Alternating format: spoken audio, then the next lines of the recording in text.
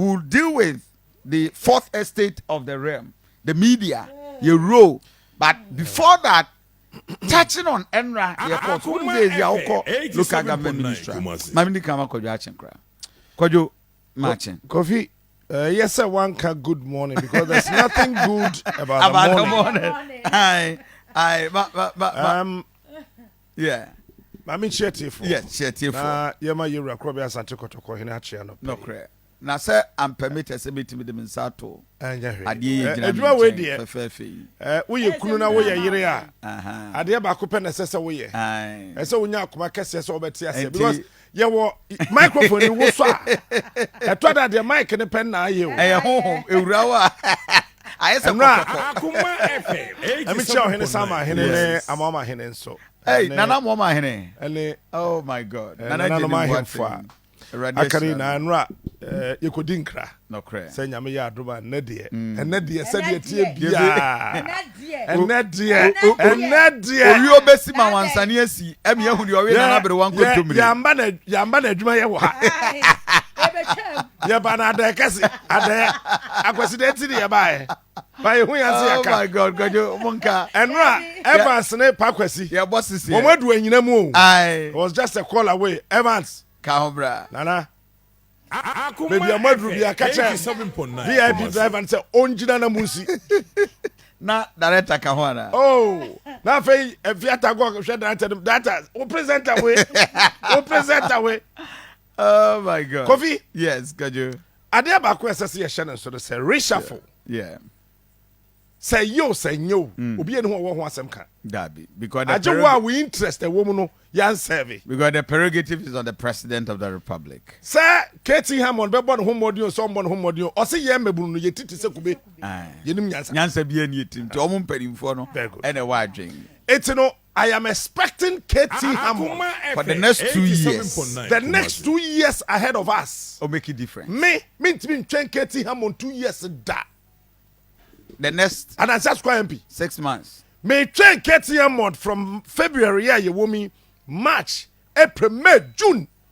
Next Katie Hammond ain't been anything significant. Our Ministry of Trade and Industry can be bia. Or don't see no na chede tise kubeti. Dabi and at the kuna me catch no. Kofi? Yes. Katie Yobia on no ankasa nim say. Minimum pa. Yeah. Yeah, kasa pa. Edu baby brother go for say me kasa te so no because we penny chairman. Yeah. Now strategically because of Baomi enter as a KTS on your ministerial appointment. Yeah. Because we team na e Bob Baomi echi dom na. Oh yeah, a pivot. Yeah, a pillar. Eti as a so-called no problem. Me I don't look at those things. Yeah. Ministry of Trade and Industry. Any Ministry of Agriculture. These are the only two ministries. Plus tourism. A holy gun. Ebetimia masike bia ye here bia bebo mahim. Akoma FM 87.9 Kumasi. If you look at Rawlins's time. Yeah. Rawlins' time. Adwuma necessary trade minister ye no. And Ajima Kuredu be ye 31st December Women's Movement. And Ajima Kuredu shas ye. Gary factory, Angwa factory, Adrungwa factory. Not trade minister, Timor. Wanya hoshe.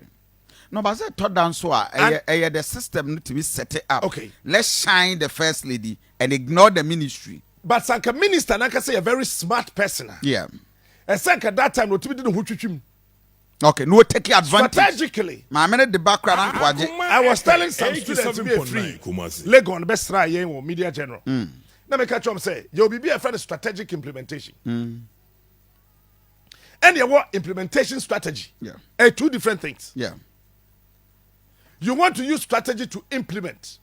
But even whilst you are implementing, there must be a strategy. It is an akame yonwa. Kamama me yida kwa 35 December Women's Movement by force. Na me you should piano. Hey, ukwa. Now, got two first lady at the bag. Ideas now whatever. Na first lady. Embedru ya. Can baby and a can be paki. We see ya. 87.9. So your minister here. Na ya ma wa kwenya no. Enti we invite na wo ko na wokɔ da koro na kunu me nsoma kɔgya wo as a trade minister makam wonya koduru hɔ a na sɛ trade minister wɔ hɔ a definitely you be called maame no will recognize your to presence deliver a speech na wate afem hɔ na akɔ ɛnsi saa ɔmu gyae yɛ then it got to J.A. Akufo Honorable Kofi Kuredu Apreku Akoma and Tomatoes Ebe Minister of Trade and Industry at that time regional integration Oriana so be Minister of NEPA regional integration and what you know that time na Alan Kojo Chamantin John na our US as Ghana's High Commissioner to the United States of America. And a J.A. Akufo de ne baye and a man here Minister of Trade and Industry and a kofa a yensu starch factory at the baye apart from enono factories a hodo na aka nyina no was individually motivated na aban sanim eti J.A. plant pool edu baby na kofa say Akufo there but people thought it was for Akufo J.A. wo Jolu any other things. But what happened? Before we could say Jack, now ho Akoma Tomato say wo ho nyina His Excellency John Ajokum Kufo Ekofa Israelis any Kofi Kuredu Apreku na kasa de won bae. Wan timi anya bibia trade ministry na timi anya hwe. Am project Akoma. Besi ne.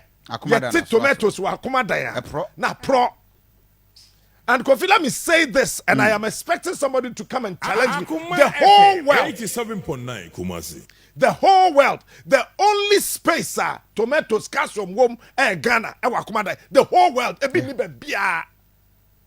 no, but can I do artificial ways? The whole wide world, we are singing now.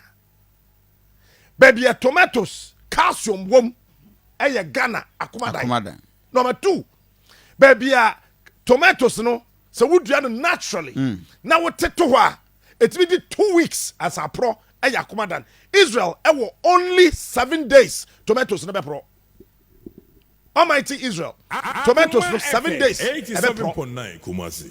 What bad we are seeing in Naka Krakaya Dahaya, Akoma tomatoes.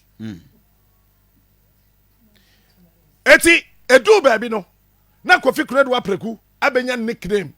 Honorable Kofi Kuredu Apreku na bo say newscaster bakwaje so Akoma tomatoes because oba someone now nyina yenim say oba be project that time that area Kofi Israel for back room ha any Australians na buy you know me ye privy to some of the information one someone say say tomatoes no fiber na fiber na wo fa tomatoes a ehonhono no one mo say tomatoes no na epili asema mo kan say betu dey baby feed enkwada aduane ai o mo say said ye no efra sogum na ye process pepepa Ghana enkwada ho be ye din a chenkwada bia wa asase so ye nya trade minister bia ma wanye sa amaye ya woni afia metumi akọ ade na hyase am pepa manim aye trust Kofi Kwajo ye nya trade minister bi ama na anye it's no Alan was moved because of political expediency men chere no mu because of political expediency Alan John Kojo Chamantin was moved from the Ministry of Trade and Industry to the Ministry of Presidential Initiative. Later on, yes, compressive tuning Ministry of Trade and Industry and Presidential Initiative. So on a Friday where Nessa traditional and Yakofa Agua, okay, Agua, say the socks, be free Ghana, and the Akwa America, yeah, the tie and dye, be free Ghana, and the Akwa America over the period. Akoma FM 87. I mean, we are Professor Mills. And the Professor Mills so by your interior trade minister by and what is zero. We be anywhere to me cost zero. Uba John Dramani Mahama so zero. I know trade ministry there no here. There na why na wo hopo unkai okay. Zero. And then Nana Dubai And yesabo alandin. You see, stabilizing ministries is part of governance. Yeah. And we a minister need stabilize your ministry without you being pushed here and there. The reason is that you, the minister, you must be able to achieve something significant that people can remember you. Because what your authority at the ministry? Exactly. Or institutional memories. So watch this. So watch this. Yeah. Kenneth Ofori-Atta, he's been a finance minister from day one till today. Yeah. Alan Shamatin, trade minister from day one. And so said, or resigning just a few weeks or whatever ago. Yeah. The Minister of Agriculture has been there until recently he resigned. Majority of the ministers in this administration have been maintained from the first 4 years. Day one till today. Akoma FM 87.9 Kumasi. What is the sustenance of their maintenance to the development of this country? Nothing. The answer is zilch. Nothing. Zero. It is zero. Yeah. It is a way a minister na ye keep you cha. Ye expect to say ube ye bibi Sronko. Mutumi say yes. And that brings to mind Dr. Kwame Addo for health and defense. Me wafa. J Boni Din obey defense minister. Yeah. Or maintaining na kwesi so de edu baby kura no or the health obey minister na or supervise health ministry. Ebeka ho. Watch this. Dr. Kwame Addo and the Ghana for ni mama minti asem we mu na minkyere mu ye. Ministry of Defense dine si ho no Ghana ban ka presse kofi Ghana ban 1 cedi peswa enim. Na minkyere mu ye. Ministry of Defense a dine si ho kakraka. De bia no yes the whole Africa. Ghana Defense Ministry and na efe no sa dan no Ghana ban cedi grad said also 1 peswa enim. Personal initiative. This is how that building came about. Now let me tell you. China for buy ye walk na wo to galam so wo tete niama e wo mem ha je pam wo no. Dr. Akufo eko China. Ankoshia minister. When she vice president, when she assemblyman and MP, the president of China that time met him, and he thrown to him one single question. Then I say, you as an individual, you as a person, Kwame Addo. Ka, then I mean your mouth. I say, me here. I say, are you sure you're an African minister? We are sure we are Ghana, Africa, Swafo. I don't understand. And what bad me krom China? Yeah. And maybe said then I have several millions of dollars to offer you. Yeah. Is it 10, 20, 30, 40, or $50 million? We can just transfer. Just open an escrow account. That will be transferred. Yeah, the best can be tum amount. Addo said no. I say cars. Cars. Is it Land Cruisers, Mercedes, Maybachs, or Rolls Royce, or what kind of cars? And now here, I said there be Akoma FM 87.9. Addo realized the principle. It says as you maintain your chair as a minister, as a son would jam mark. As to what they be able to. As some Kwame Addo catch the one say, me bedi minister no. Adia dama kuma swa me pesa me ye and some me free abamu say. Me see Ministry of Defense because they attach buildings. Yeah. Touch grammar can say. Papadine be now Rollins kura no ye soldier ni. Na soldier 40 one more din be Atakwame. Addo say me pesika wo de be ma me Kwame Addo. Mempe car what the be mame mempe die na mo se mo pese mo se mame no na mo no sa 50 million no sa 60 million no and 87.9 Kumasi papa ne boss ka be no se eye for says can be men fa ka prensha me nsem suma wo so afo ndi bachi. That is why the very first time in the political history of this country, China defense minister, the deputy chief director, presidential advisor on national security, presidential advisor on defense. There were 8 people. China buying some of bedroom Ghana. Obayana Akufo Ekobusa baby ebetimi see Ministry of Defense dying for no point say aha 87.9 and ebetimi see. Bisa honorable Kojompeni, and I know when you're being a catcher me, I know for a fact, and I dare anybody to come challenge me. Kojompeni bisa Akufo say is that okay? Possible there. Possible there.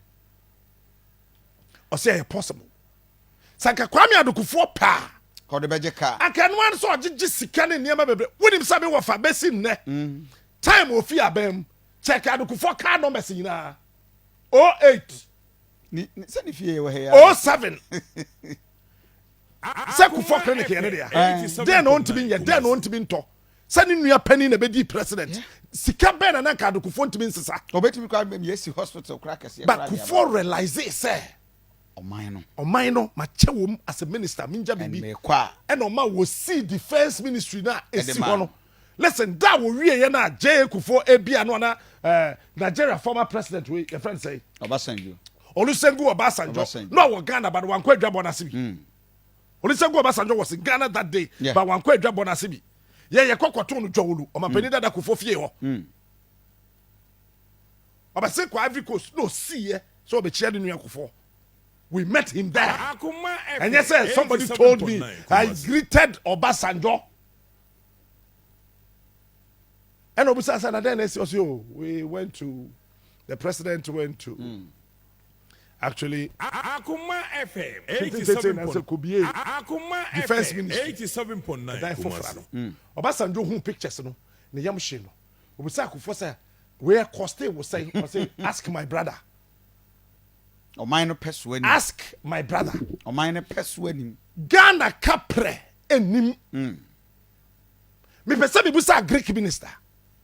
Ah okoye nche ye. Den why ye eja ho. Say otena ban mu mfie nsia. Sabi eburu sabi enyaado. Asante ofri. Ene Ghana ofri mu no. Den pa na yebetimi de akai no. Say ya Greek minister we ba ye no. De oba be ye. Tena ban mu mfie nsia. Ocheye. His position was maintained and sustained.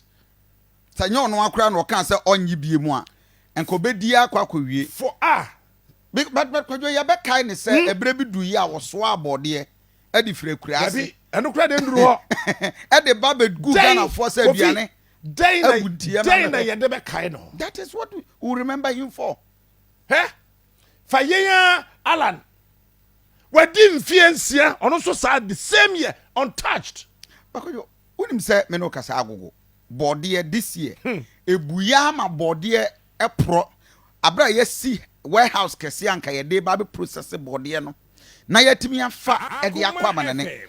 The last time akoto e ba ya na body na ntwie e ha de hye wa agogo ene ye proposal sa planting ene dan si ho kojo ebesine papa na ntimi anwie Kofi ntimi anwie John Allan Kojo Chamatin. Yeah. Where the minister Mfiesia untouched, sustained and maintained. And then the kind of what is one factor na? Ba me mom on chair back na say one na kra na nhyɛ nase. Na ye mami we created a secretariat. Ana there. They created secretariat for one district, one factory. Minister sir, aban we buy your bone wounding. Yeah, a toda yenyi president in Sinchen kakra. Me anope I will not look at Nana. No. The constitution no and I said Nanado na kasa tiasie na nka oye constitution no bibi. Ansana. Because the buck stops at him as the president. And see as a constitution nka tiasie na bayim. We your swafo na ye bodi. Na wan bobra ese a chiw gwaw. Because mama try the ministers nyina from Rollenstein, J Akufo, Mills, Mahama and Nanado. Womadwe you say oh na ye kra. Maybe amanya ye bebo president din. Nanka you have Alan Kojo Chiramatina oye the campaign now. All catch say the current situation, the MPP government, he's trying to win himself out of the mess. What they tell me, I free will be about the president, and they are winning themselves out of the situation. Me say, I hear me one pass, and I would say, akoto say every year na. Every year, Yes. Greek minister. Greek minister could have. Person kyerɛ sɛ proyɛ na ɛyɛ kɔ no no nka ho Enyo no ɛyɛ me kwa. nwanwa Ani ala nkwadwo kyerɛ mate. wo wi a wo say na na ado yɛ madamfo yɛmfa no nto nkyɛn Kofi we nyinaa mu no Alan den no obetimi akyerɛ 6 solid years it is aka meme yɛ mampani a constitution no yɛbɛbae mu Akoma FM. we yɛ ɔsoafoɔ na wo mbɔ ho mmɔden a yɛde wo bɛdi Mine should deal with you. Obi ya Minister of Local Government and Rural Development. Some ministry no madwe no ho amentiase. Yeah. Wo mo ye den. Kwadwo, Kofi kyerɛ me de in the wisdom of ato ahoy no mo a. Wo mo ye den. Omo bomodin creative the decentralization. Wo mo ye den. Minister Enka me no mienu. Nka yakura ase. Ewo gomua ho. Ene tepa ha. Ene eye kwawoma ha no. Enema ekoso won kran no. Enka ebi mra ha. Kofi sa ministry no me sit den pa no wo mo ye. Akoma FM 87. Eno na nka the various district assemblies. Wo mo ye den wo coordinating and ensuring said district no make madden ho. Modern governance. Yeah. I want to tell you on authority. It's a useless ministry. Enye useless a nkenne ye obi akura bi ase pe toilet a. We don't again need minister for local government and rural development. Are you aware say you 4 ministers now Kofi, the sad story of it is say my very good friend, very respectable politician, the most performed general secretary of a new patriotic party is the minister. And the youngest man at the What time. do they do? The Minister of Local Government and Rural Development only control BR on the disbursement of the common fund. Because there is a common fund administrator appointed by the government. Yes. And it's a statutory. And the president. And a statutory. And a statutory institution. Yes. You dare not go touch. It's a minister. DC.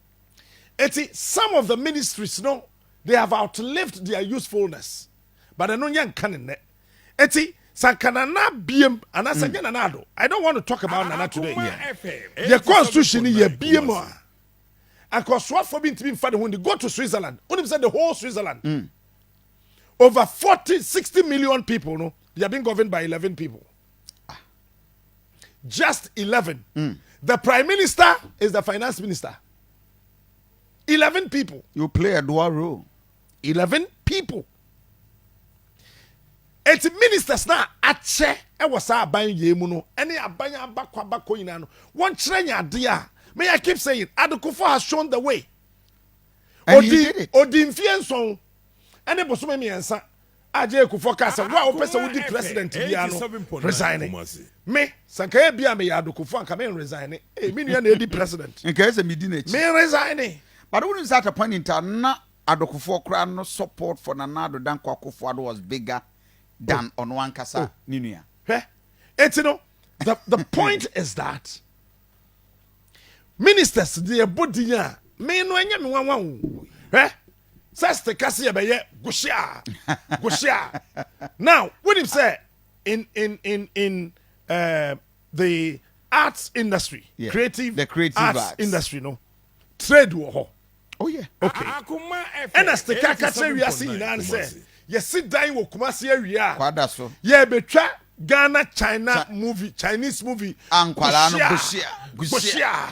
bushia etino me hwestika so the bushia no be wi March April May June osena ye see awie 90% me hweso obeye deputy trade minister no ye be wie saade no bushia no na afei yetumi atwasene na yaton a trade kwajo before crasa obe wie sticker no mesrew just 1 minute ade am go local government now kan no amama koma kra ebo kwajo nim se Ghana ye wie sam wakonya e local government ministry na ye handle ni ye no because you were 4 ministers is ya unim obi am wanso sisi ya na kwa akoto obi Kofi mesrew dambotwe akwa ho the last time I checked na Martin J Kosa and Dr. Kwame Adokufo 2 me for okay me pese me bubefu Collins team from Akoma dan ho a ma men ko ne say ya Kofi these 4 big men say wo fa kwajo minim ade a ekoso wo fa minister of Local Government and Rural Development. Dambotwe. We are now wafa Minister of State in charge of Akoma Local FM, Government 87.9 and Rural Development. Kumasi. 1 million no were Jubande saying, but what do you mean kohonne? Winning BB. Ye chi obi amwedi. Nti ye pese ye compensate no. Exactly. Katie Hammond ye chi na di. Nti ye compensate no at this time. Exactly. One say Eastern Region MPs no. Yeah. The oyere ne ho pa ya djuma man na na do danko Akufo-Addo. Eye Brian Achampon. Brian Achampon. I'm telling you today. When him say me person me bobo the companies needing Or sacrificing everything. But I I said I didn't want to sack Brian Achampon. Brand no ye. Eti Minister of State in charge of national security. Security. Yeah, who the yeah. Say no dey ayaya wasuntra. Ayaya was. Now, Brian, Yeah, the naba Greek. about Greek. There's one thing I know about Brian Achampon. He doesn't talk much about anything. He's an action-oriented personality. Yeah.